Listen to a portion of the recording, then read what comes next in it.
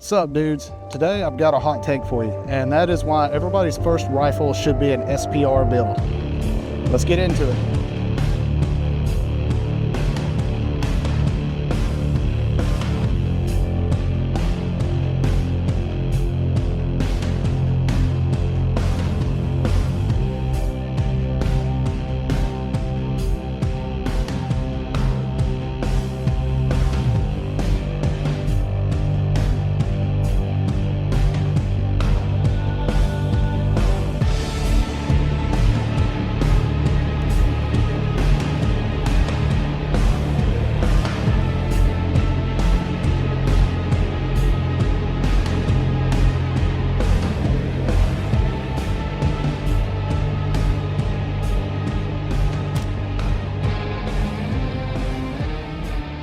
So why on earth would XXL dude be talking about an SPR for the first build?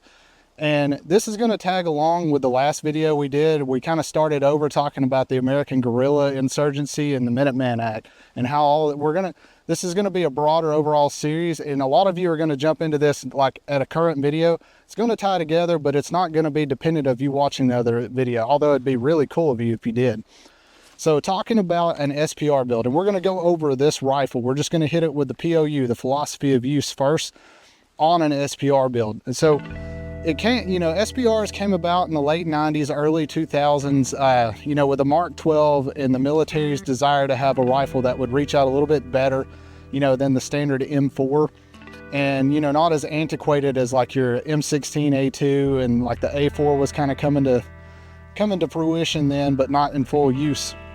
And they kind of met in the middle with an 18-inch barrel. And we're going to briefly talk about modern SPRs too.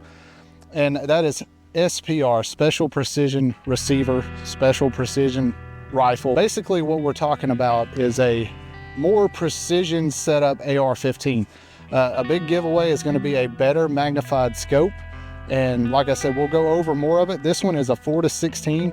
This is going to be more of a budget grade SPR setup. This is my proof of concept that I'm trying out. And thus far, and we're going to talk about, you're going to want to stick around to the end because we're going to talk about a special caliber and something we're going to do with this rifle that you get to be involved in. But basically, we're making it a stable shooting platform. We're giving it really good magnification. We're also giving it closer quarters combat efficacy. We're also giving it closer quarters combat efficacy, but with giving it just an add-on pistol style micro reflex red dots, because we're stuck at 4X. So if we're doing things closer in, we have a red dot to do that. One of the reasons and one of the philosophies of use is somebody with a rifle capable of this setup is going to want to go and test it out at range. They're going to want to go and see how they can push it to the limit, especially with the 5.56 caliber, especially in today's ammunition with the 77 grain variants that just do a lot better overall than the older, I'm not going to call it a name it because the 55 grains are still good, but they perform a hell of a lot better, especially at distance and especially out of shorter barreled rifles.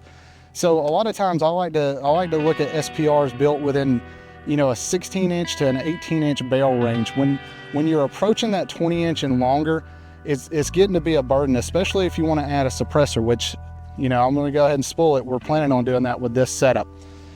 And when you start adding a suppressor onto a 16-inch gun and onto an 18-inch gun, it can get really long and unwieldy. And I try to balance on the weight. Like I could do more things like have a grip up here and do that, but this rifle, as you see it right now, weighs right at 10.2 pounds. And I feel like this is great considering that the optics that are on it are well over a pound with the mount included. So digging into the raw with the SPR and the further reasoning behind why I think it should be the first rifle is that you're going to learn the capabilities of your rifle, and especially the 5.56 round, pretty quick.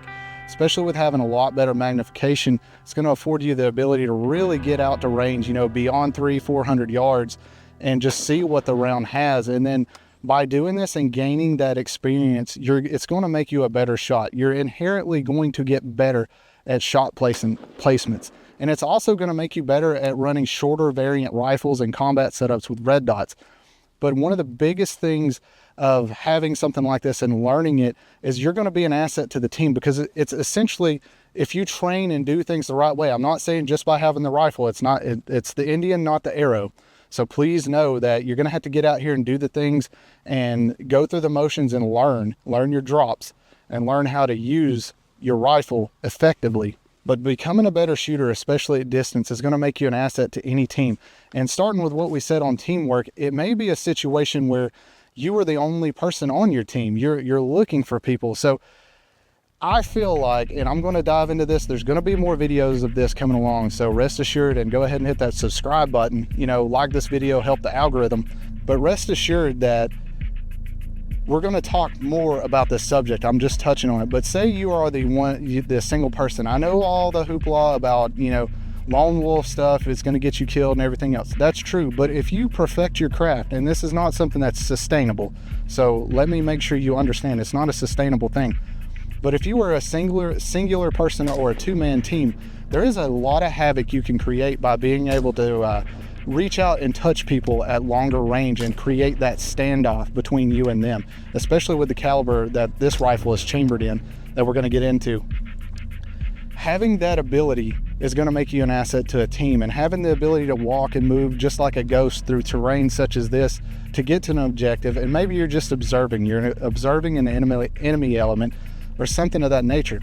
Having some type of platform that is capable at range and the ability to maybe even create area denial, man, that's a great topic for later as well. It could really make you a good asset to the team just to learn these ways. So a real quick rundown on the rifle here. It's going to be a BCA Bear Creek Arsenal 18-inch stainless steel heavy barrel. Got their flash hider. We got a Feyachi Amazon style $20 bipod. I like these. They're really lightweight for what they are. They're stable. They do what we need them to do. And then moving into our optic here, we've got a Monstrum G2 4-16 first focal plane. So as you zoom in, the reticle gets bigger.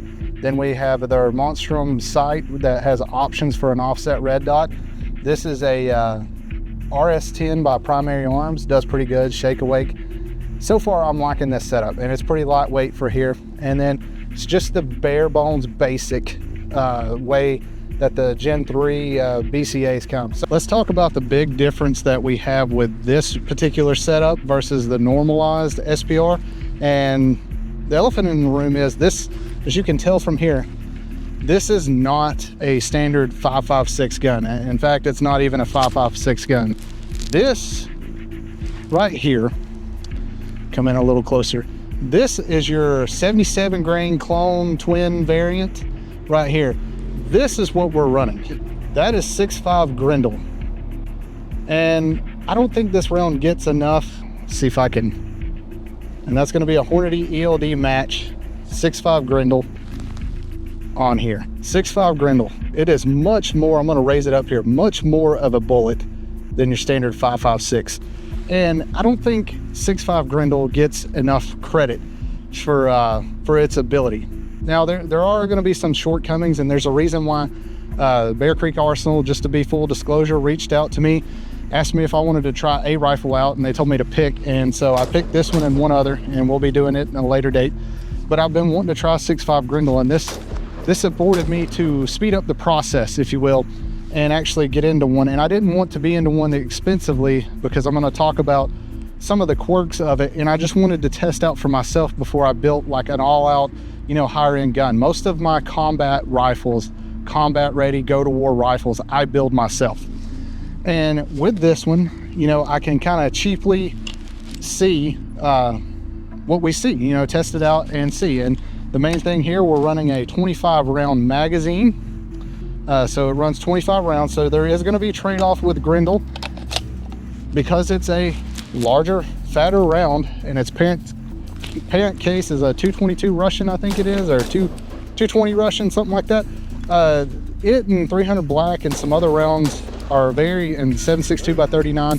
They're kind of closely related. Something cool about 6.5 Grendel is it was designed to run in an AR pattern rifle. So we're not trying to adapt 7.62 by 39 or other rounds to run through a rifle that it wasn't designed for. So it was designed in mind, and it was designed to have a much better ballistic coefficient than your standard 5.56 ammo.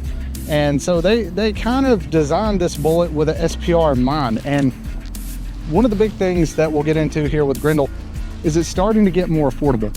And I don't just go and pick out exotic rounds. Well, that's not what we do here on the channel. We're about sustainment. Like, I kind of try to push for sustainable things, and expensive ammunition is not sustainable.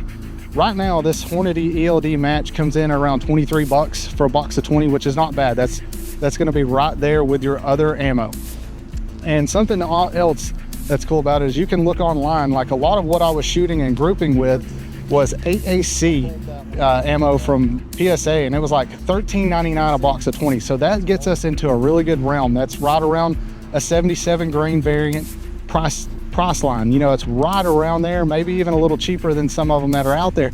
So to me, it starts to make more sense running a heavier, better ballistic coefficient bullet in a setup like this. And here's one of the things that everybody's like, why not AR-10? Why not this? Why not that?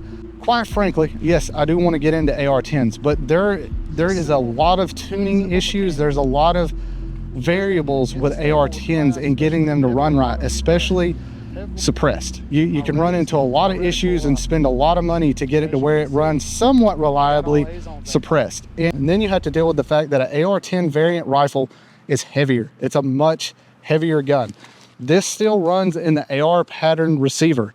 So I can pull this off. I can run a 5.56 gun all day long and just have this set up specifically for DMR, you know, type purposes, marksman's type purposes, and have it attached to a pack, and then set it up whenever I'm stationary and run it, and then be running 5.56 like the rest of the gang. You know, that could be something there, like as a backup if you want to carry the weight. And I like to base this, like, I can walk into most big box stores and most of my local gun shops and pick up this round. It's starting to become a very common hunting rifle. You can look at where people have hunted hogs, which, hey, that's one of the animals that's closest to human anatomy, and it puts them down pretty good. So keep that in mind. And people have hunted deer with it, and if it's a good hunting cartridge for medium style game like that, and especially at distance, then it's going to be perfect for you know, our fantasy LARP that we go with here. I'll talk about one caveat here with the 6.5 Grendel, and that's going to be your magazines. It's going to be mixed reliability, and so that's part of it. That's part of the journey of expense for me. It's going to be finding reliable magazines. With a 15 rounder, even shooting this video and doing the shots, and even whenever I was doing my grouping that I didn't have my camera set up for and everything, I wish I did, but I had just a couple misfeeds. It's like one or two, so nothing major. Keep in mind the rifle is brand new, so it's still breaking in. So I had maybe 4 misfeeds maybe out of this gun the first 100 rounds. I'm kind of chalking it up to magazine because it's not like a constant thing. It's like whenever the magazine is getting like to the last few rounds, it seems to be when this issue is happening. Fully loaded, it seems to run just fine. So kind of wonder if it's a magazine issue. You let me know in the comments if you've kind of had issues like that with it. But overall, for now, I'm ready to continue on with this. I'm getting pretty impressed with the ability and capability of this. If you're looking at getting into your first rifle, or maybe you already have one fighting rifle and whatnot, I encourage you to build an SPR and go out and learn it, zero it in, make friends with somebody where you can shoot at distance, or find, even if you have to drive an hour or two out to make a day out of it, find somewhere that has up to 1,000 yards that you can shoot, and you can really determine, you know, what the rifle can do at distance. And especially with something like the caliber we're talking about here, the 6.5 Grendel, that round is it can perform all the way out to 1,000 yards. And we're gonna do a modern SPR, or we'll probably call it the future of the SPR, with the choices that you guys make off of this. And so if you made it this far, I want you to comment red. Comment red and tell me what you think. But so in the coming weeks, I'm going to give multiple choices on stuff we're going to outfit this guy with. I like the rail thus far, so we're not, and given time and given how expensive some rails can be, this rail is pretty stable to shoot from, so we're not going to go from there. We're going to keep rolling with this optic setup because I'm building it and testing it out. But what I need your help on is we're gonna kind of go over like the paint scheme, because we are going to paint this rifle, because come on, black just ain't it anymore. It's 2025. We need a good paint job. So I'm gonna roll out some different paint schemes that I can do with spray paint and let you guys vote on it. We're gonna change up the grip here. I need some help on picking out like what kind of stock, because this stock is not getting it. Just little things, little add-ons. We're gonna build this thing out together. So that's all I got for you guys. There is no king but Christ. And remember, resistance to tyranny is obedience to God. You definitely know you're not shooting 5.56. Definitely know you're shooting something other than that for sure. But I like this round. It's pretty damn accurate out of this rifle. And like I said, you can definitely feel that it's got a lot more than just 77 grain. And I really, really want to see, you know, it stretch its legs out 500, 600, 700 yards. Maybe even if possible, if we could kind of push it to 1,000. Maybe that's the next video. We can go to a range where we can get 1,000 yards out of it and just see how it does. Got my scope flapping the way. Failure.